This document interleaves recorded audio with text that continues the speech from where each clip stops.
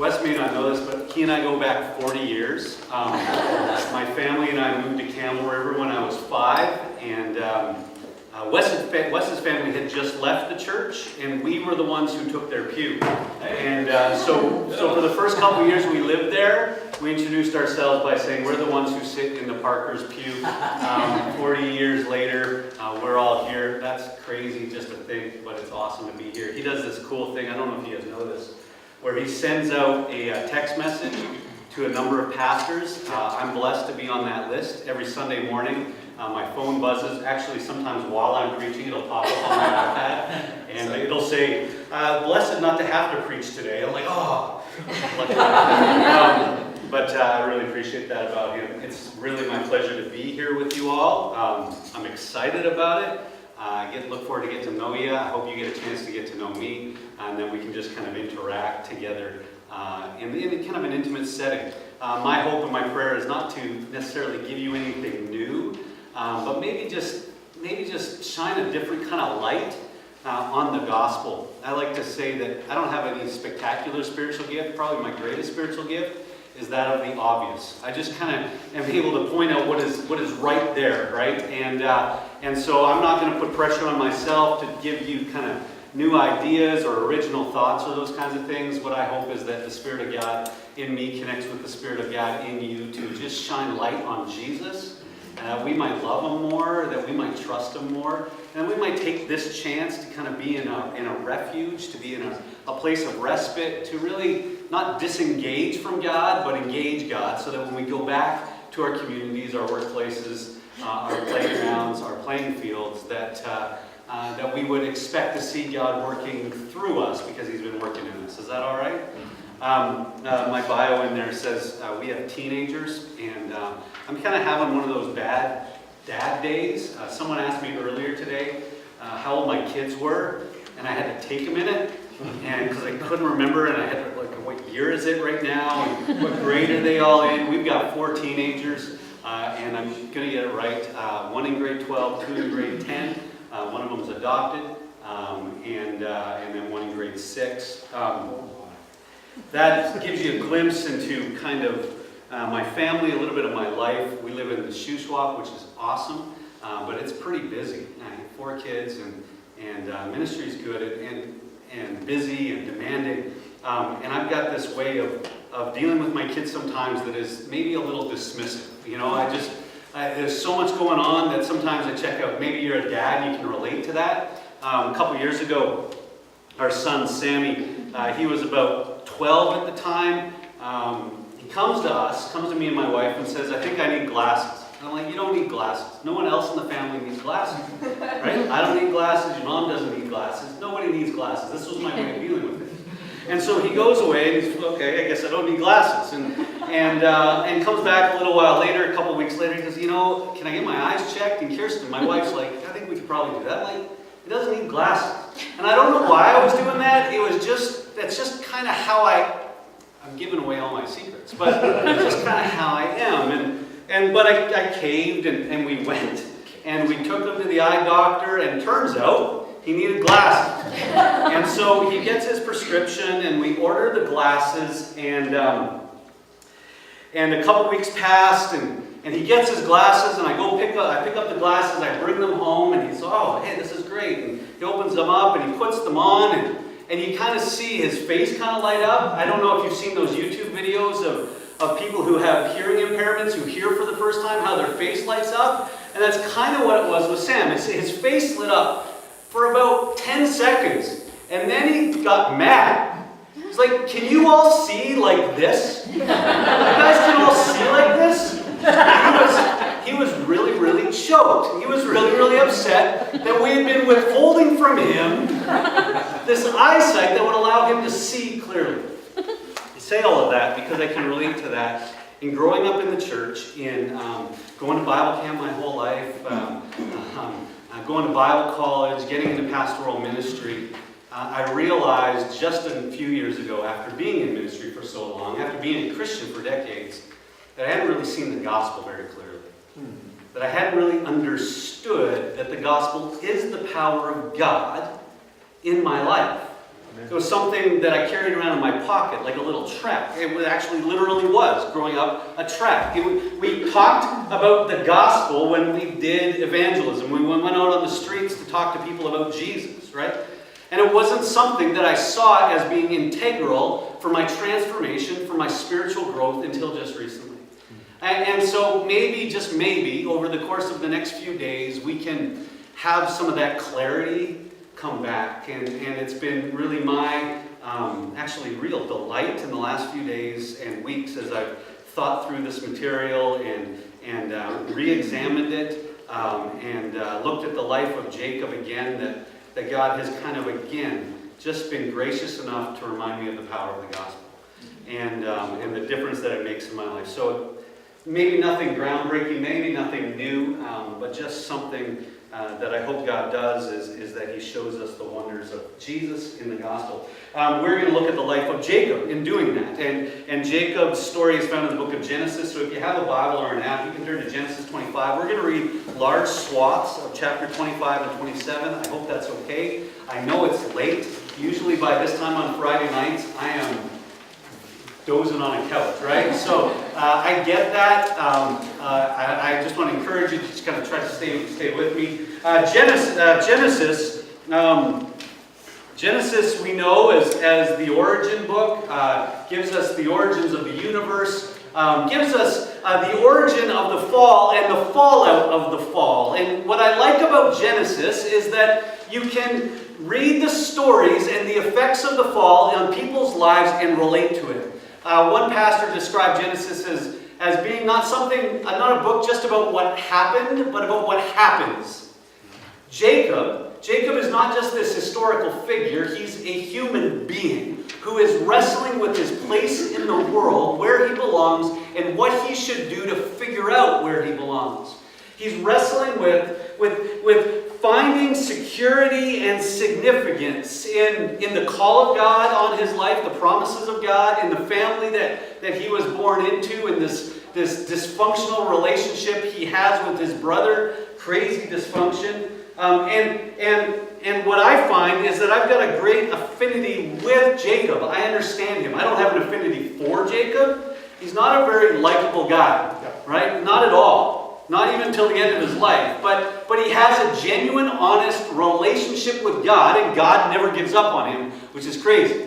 Just keeps pursuing him until Jacob just breaks down and allows God's invitation into his life.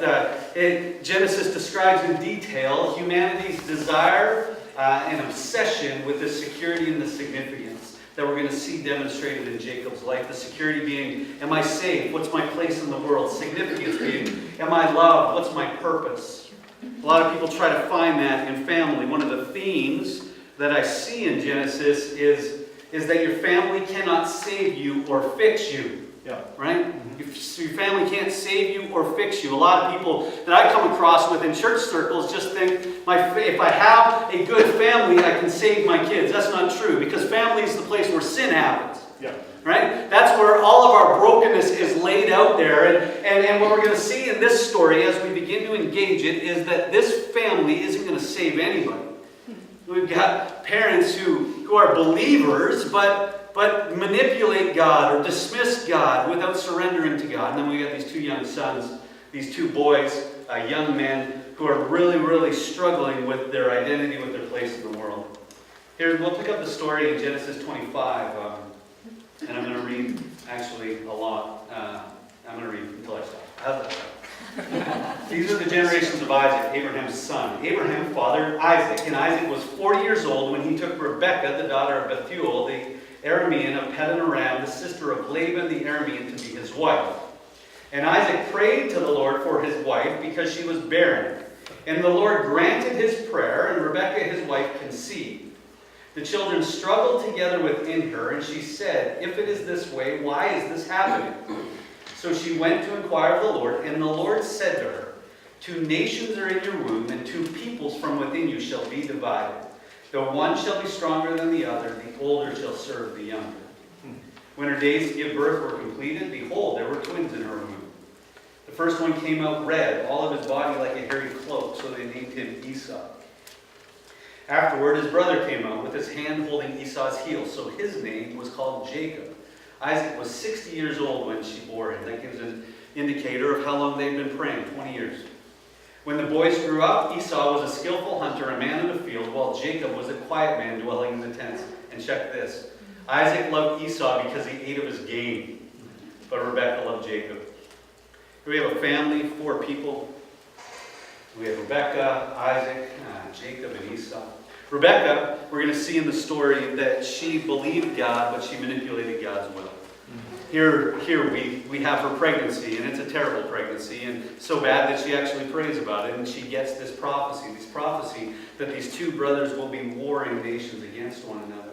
Rebekah is not the hero of this story. Isaac believed God, but we're going to see that he resisted God's will. He knew God's promise. He knew God's promise about him, that he was the child of promise for his parents, Abraham and Sarah. But even though he believed that this prophecy about Jacob that we just read was true, he resisted it because he loved one of the brothers more than the other. Then we see Jacob. Jacob in Scripture is pointed out to be a believer, whereas Esau is described historically as an unbeliever. Mm-hmm. And yet Jacob believed God, and may have been a believer, may not, in the story we're about to read, was impatient for God's blessing. And chose to be ruthless in getting blessing for himself. And Esau was godless. Hebrews describes him that way. He eventually becomes the father of the Edomites, whose famous line was Herod the Great, Herod Antipas, who we know warred against Jesus. We see that prophecy even fulfilled there. It stands out, though, that the 2 brothers had 2 different relationships with their parents. Jacob was loved by his mom, Esau was loved by his dad. And yet, they couldn't be any different, even beyond that.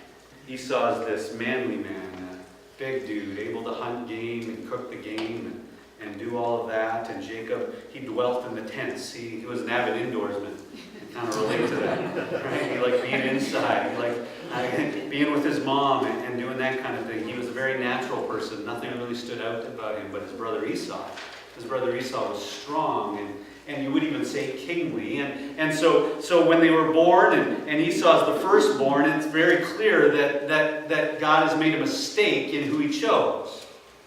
That something went wrong and that he got it wrong. Where Esau is the one who is kingly, he's the one who should be the leader. And Jacob doesn't have that classic look of leadership, but inwardly he's steady, he's smart, he's incredibly observant. He isn't reactive, he's very, very decisive. But his greatest identity, I believe, is that he sees himself as a victim.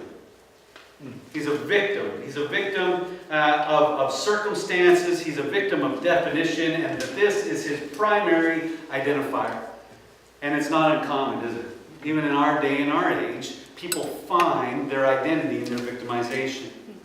In what happened to them when they were younger, in the family that they were born into. That many of them feel the same way, that they know what it means to be a victim of circumstance. That's what happened with Jacob. He was born in the wrong position. His birth order defined his life. Because of a few minutes, he wasn't the first one out of the womb, and that meant some very, very significant things, that he wouldn't receive the full inheritance, that he wouldn't receive the full responsibility of his family. Maybe most importantly, he wouldn't receive the full attention of his father because he wasn't the firstborn. That's how particular they were about that. He was the victim of definition, and he was literally defined by his name. I love how they didn't spend really much time at all reading the big baby book of 1,000 names, right? They just, this one's Harry, so let's call him Harry. And this one's a heel grabber, so we'll just call him Weasel. And that's literally where they went. But at the same time, names were prophetic. And they still are, right? That's why we don't name our kids Kermit or Thor, right? We got this kid in our church. He's a tall guy. He's 3 or 4 now. His name's Lightning, right? What if that kid's slow? What are you thinking? We never say it though, right? We never. I had someone else. Here's our daughter Olivia. Oh, Olibie? No, Alyyex.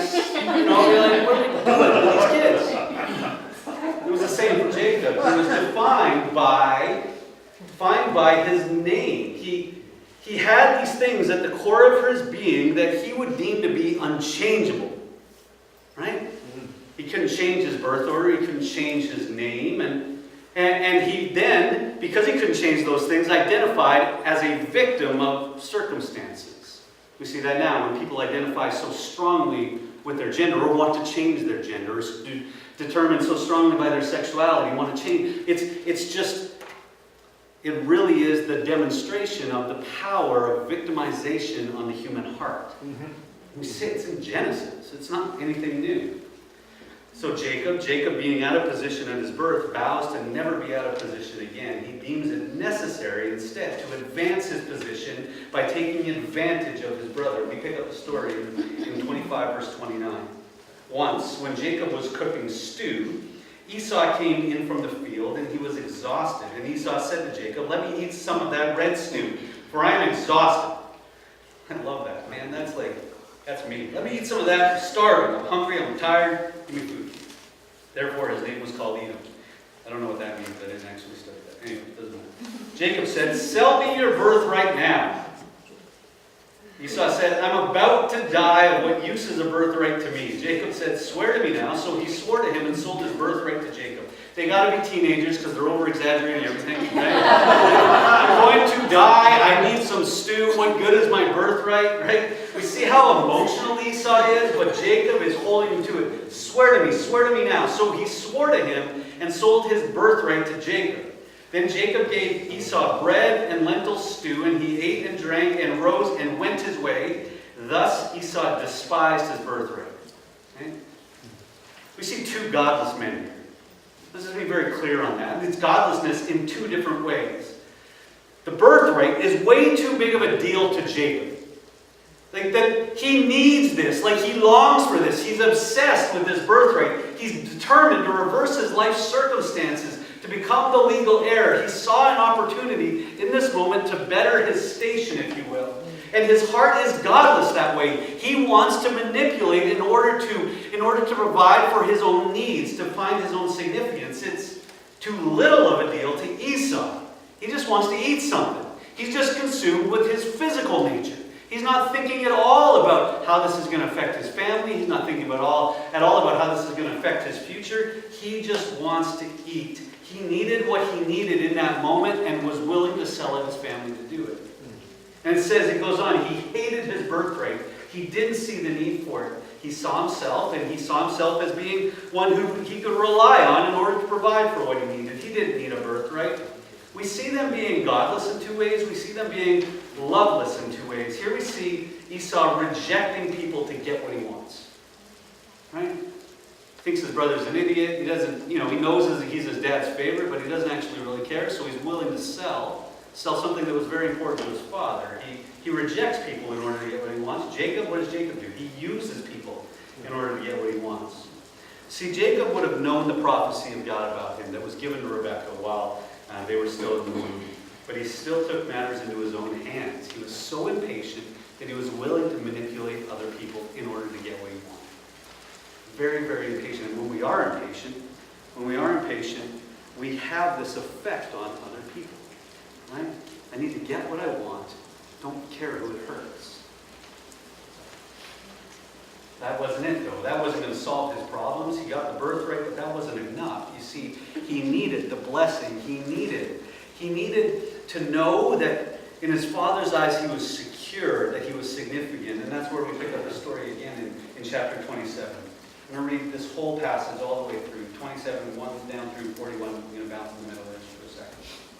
When Isaac was old and his eyes were dim so that he could not see, he called Esau, his older son, and said to him, "My son," and he answered, "Here I am." He said, "Behold, I am old. I do not know the date of my death. Now then, take your weapons, your quiver and your bow, and go out into the field and hunt game for me, and prepare it for me, delicious food, such as I love, and bring it to me so that I may eat it, that my soul may bless you before I die." Okay, Isaac, right, loves his son. Why? Because he prepares good game. So his blessing is conditional. You go out, cook some food, then I'll bless you, because I'm about to die, but I'd like to eat my last meal, right? Esau does that. You can just see how devoid of love and grace this family is. Now Rebekah was listening when Isaac spoke to his son Esau. So when Esau went out to the field to hunt game and bring it, Rebekah said to her son Jacob, I have heard your father speak to your brother Esau. He said, bring me game and prepare for me delicious food that I may eat it and bless you before the Lord before I die. Now therefore, my son, obey my voice as I command you. This is Rebekah speaking to Jacob. Go to the flock, bring me 2 good young goats, that I may prepare them from them delicious food for your father, such as he loves, and you shall bring it to your father and eat, so that he may bless you before he dies. But Jacob said to Rebekah his mother, behold, my brother Esau is a hairy man, and I am a smooth man. I like that. That's awesome. You're hairy, I'm smooth. I'm not kidding. Perhaps my father will feel me, and I shall seem to be mocking him, and bring a curse upon myself, and not a blessing. His mother said to him, let your curse be on me, my son, and only obey my voice. Go and bring them to me. So he went and took them and brought them to his mother, and his mother prepared delicious food, such as his father loved. Then Rebekah took the best garments of Esau, her older son, which were in the house, and put them on Jacob, her younger son. And the skin of the young goat she put on his hands and on the smooth part of his neck. Which begs the question, how hairy is Esau? Troubling at best. And she put the delicious food and the bread which she had prepared into the hand of her son Jacob. So he, Jacob, went into his father and said, my father. And he said, here I am. Who are you, my son? Jacob said to his father, I am Esau, your firstborn. I have done as you told me. Now sit up and eat of my game, that your soul may bless me. But Isaac said to his son, how is it that you found it so quickly, my son? He answered, because the Lord granted me success. Then Isaac said to Jacob, please come near, that I may feel you, my son, and know whether or not you are my son Esau or not. So Jacob went nearer to Isaac his father, who felt him and said, the voice is Jacob's voice, but the hands are the hands of Esau. And he did not recognize him, because his hands were hairy like his brother Esau's hands. So he blessed him. And he said, are you really my son Esau? He answered, I am. Then he said, bring it near to me, that I may eat of my son's game and bless you. So he brought it near to him, and he ate. And he brought him wine, and he drank. Then his father Isaac said to him, come near and kiss me, my son. So he came near and kissed him. And Isaac smelled the smell of his garments, and blessed him, and said, see, the smell of my son is as of the smell of the field that the Lord has blessed. May God give you of the dew of heaven, and of the fatness of earth, and the plenty of grain and wine. Let people serve you, and nations bow down to you. Be Lord over your brothers, and may your mother's sons bow down to you. Cursed be everyone who curses you, and blessed be everyone who blesses you. As soon as Isaac had finished blessing Jacob, when Jacob had scarcely gone out from the presence of Isaac his father, Esau his brother came in from his hunting. He also prepared delicious food and brought it to his father, and he said to his father, let my father arise and eat of his son's game, that you may bless me. His father said to him, who are you? He answered, I am your son, your firstborn Esau. Then Isaac trembled very violently and said, who was it then that hunted game and brought it to me, and I ate it all before you came, and I have blessed him? Yes, and he shall be blessed. As soon as Esau heard the words of his father, he cried out with an exceedingly great and bitter cry, and said to his father, bless me even also, O my father. But he said, that is Isaac, your brother came deceitfully, and he has taken away your blessing. Esau said, is he not rightly named Jacob? For he has cheated me these 2 times. He took away my birthright, and behold, now he has taken away my blessing. Then he said, have you not reserved your blessing for me? The answer was no. Verse 41, now Esau hated Jacob because of the blessing with which his father had blessed him. And Esau said to himself, the days of mourning for my father are approaching, then I will kill my brother Jacob. Seems a lot of brouhaha for blessing. Our concept of blessing is a little bit different than theirs was. We bless with intention, we bless with feelings, maybe the odd gift. But in the patriarchal society, it had substance. These were the words of prophecy. These were the words of prayer. These would dictate your life. These would give value to your life. It was so important, so much so that they were only ever given to one person, which is why Jacob thought he could take it and why Isaac couldn't give it twice. What I want you to see is that the blessing that was given was words of power. This family believed that these blessings had a genuine and abiding power, and they were right because spoken words shape human life. We all have words moving within us as a power. especially those words of affirmation, especially those words of approval and encouragement, but also especially those words of condemnation and of cursing. They come into your soul and they shape your belief about yourself. That's what makes them so powerful. And the blessing that was given in that day, they knew carried that power. We can recognize it and say, I've experienced both sides. I've experienced blessing, I've experienced cursing. I know they have power. They get inside of you. Blessing, according to the biblical definition, was an accurate and deep spiritual discernment of who somebody was. It wasn't just well-wishing. It was really to just say, I see who you are, and I see what God's doing in your life, and I see where God wants to take you. And it's given to them that they might be empowered in that they might live according to that power. That it would get inside of them and move within them. And when you've been blessed, you never forget it, do you? It makes you feel safe. It makes you feel confident. It makes you feel hopeful. Especially from someone who really, really knows you. It's personal. It speaks of all of those good things. All of those things that you hope for yourself, that you have doubts about. Someone else recognizes and speaks into. When you've been cursed, you never forget it. We carry those words too. You know that classic, I don't know if kids say it anymore, but that classic line, sticks and stones may break my bones, but words will shape my very soul. When you're blessed, you'll never forget it. When you're cursed, you'll never forget it. We're struggling and desiring and longing and almost obsessed with blessing because we deeply need it. Our lives are distorted without it. Because deep in our consciences, in the recesses of our mind, we're asking those questions. Who am I? Right? Who am I? What's my place in this world? Where do I belong? And family can't give it to me. My daughter, our oldest daughter, her name is Bobby Grace. She's 15. We adopted her when she was 2.5. We adopted her because we believed that God was calling us to do that. We also thought it was a very good thing to do, which it was. We also had kind of some romantic ideals about it, right?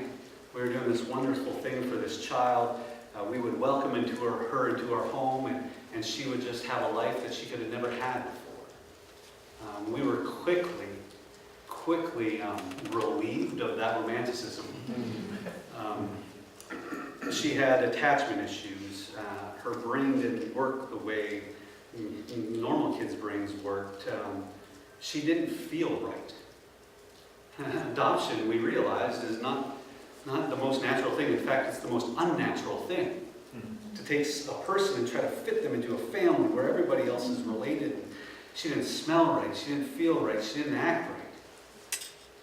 We had to battle these kind of feelings of rejection because she wasn't conforming to what we wanted.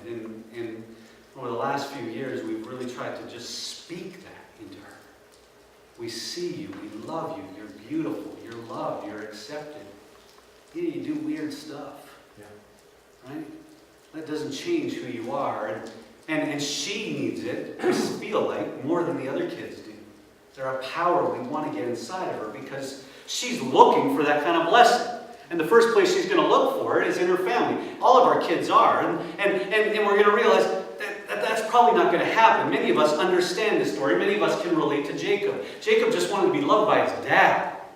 In fact, when he bends down, he says, "Let me kiss you, my son." And Jacob bends over Isaac. Isaac's testing whether or not this is truly Jacob.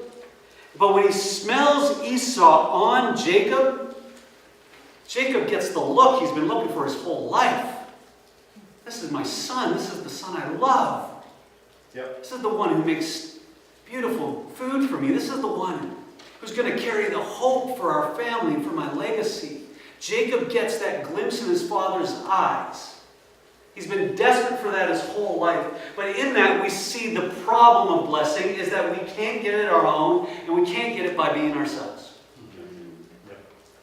That's what the world says. The world says you can't be yourself and feel blessed. Instead, you must conform. You must conform to societal norms. You must conform to parental pressures. You must conform to religious or rebellious subcultures. You must find your group. You must identify with them. How do we get blessing? By not being ourselves. which is completely and utterly unsatisfying. That's why some people are stuck in jobs they hate, right? Because that's what their parents wanted them to do. That's why some people are so focused on projecting to the world that they have it all together. Facebook is the new fur on the arms, right? Yeah. It's just, I'm going to project to the world this, and my definition, my value, will be found in the number of likes I get or retweets I get. Whatever I can put on Instagram, I will immediately feed my obsession about blessing. Now what that turns into, and I know you all know this, is a desperate fear that we're going to lose it. That's what makes it unsatisfying, because it's so temporal. And if I screw up once, it's going to end for me. Jacob tries to get blessing by being someone he's not. He couldn't get blessing from the one he wanted it the most, so he hid behind a costume and a mask. Blessing is not something we can get on our own. It's not something we know that we can get by ourselves. And when you change yourself in order to receive affirmation, you find yourself cursed, not blessed. Yeah. Jacob sought the blessing, found himself cursed. The reality of that curse, he got the blessing, he got the birthright, but then he had to run for his life. Then he had to flee everything he knew. He had to run for his survival. His security that he thought he was getting from his birthright was now threatened. He took from his brother, and now he was the object of hatred. And because he was the object of hatred, he could never go back home. He could never go have another cup of tea with his mother. He could never go have a conversation with his father. He wouldn't even be able to grieve him. His significance was threatened because he was the object of hatred. He got what he wanted, but he was only cursed as a result. And we're all still cursed by this curse, because this is a spiritual reality. Security can't be attained, and significance can't be given.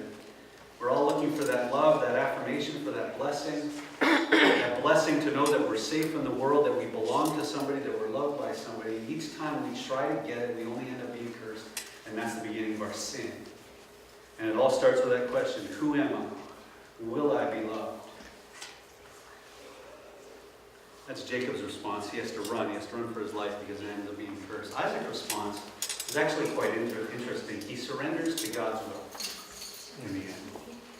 Isaac wanted the worldly way. He wanted the way that it had always been, that the blessing and the birthright, the wealth and the legacy would all go to the firstborn. And he wanted it the psychological way, that it would go to the one who was the most successful. He didn't want the failed one. He wants the good one, the one that he's determined to be good.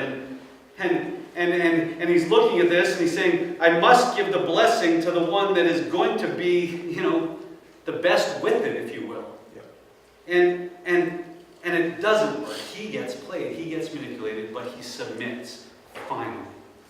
Years after that prophecy came, while those boys were in the womb, he finally submits to what God wants. He knows he's been resisting God. He knows he's been fighting God's word. But he accepts what God was doing, and he rests in that grace himself. God has this way of showing blessing to the weak, the needy, the broken. Isaac accepts that and rests in it. It's found in God's providence. Isaac, submit to it. So, how do we get the blessing? Now, I just want to finish with this thought about Christ, but I hope what it does is it kind of gives us a trajectory into the next couple of days. It's this, that God brings his scandalous, intervening blessing and grace into our lives. The lives of those who do not seek it from him, do not deserve it from him, do not appreciate it, even after they've been saved by it. Because when God works, he works only by grace. Mm-hmm. That's the moral of this story. It's God's will that all of us would be blessed by grace. Therefore, it's only God that can reverse the curse. See what Jacob got wrong? Jacob got wrong that he was the firstborn. And Jesus is the firstborn. Mm-hmm. And we read about that in Colossians. Firstborn of all creation, the firstborn of the church. That he is the rightful firstborn.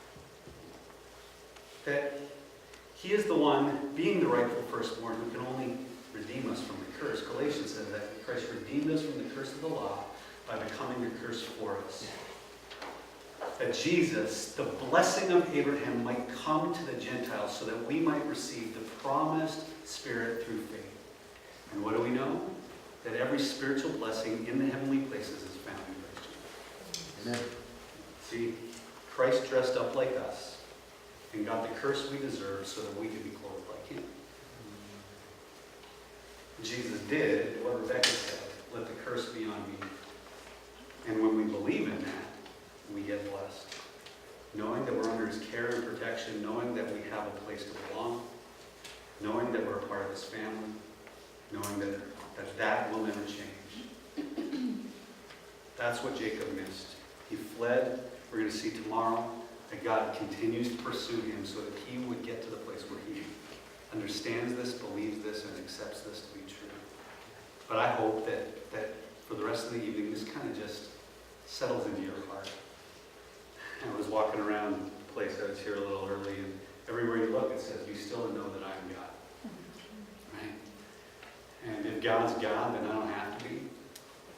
And if I can just be still and recognize who he is, then I can be okay. I'll leave you with this, the prayer of St. Patrick, where he takes that verse, "Be still and know that I am God," and he breaks it down. Be still and know that I am God. And he says, "Be still and know that I am." That God is whole and complete, and everything we need is found in him.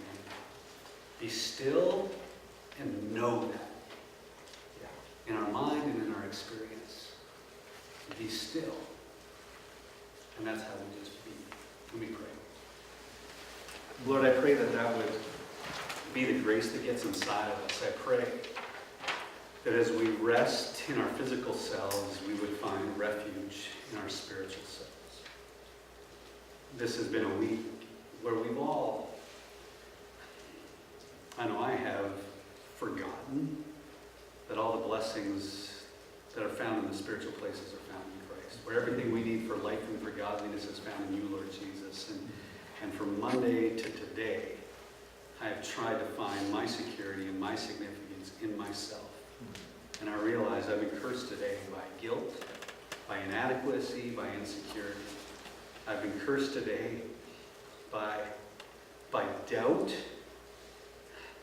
and by despair. And it is so good to realize that we're not alone in that. First of all, that we have each other who we all can relate to that, but most importantly, that we have Jesus, who didn't just relate to it, didn't just enter into it, but conquered it.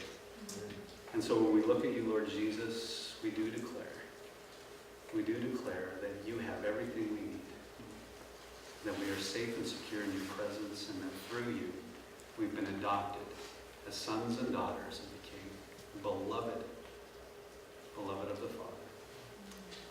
Give us deep rest tonight. Give us a delight and enjoyment of one another, of our families. Speak to us this weekend by your mercy and by your kindness. In your name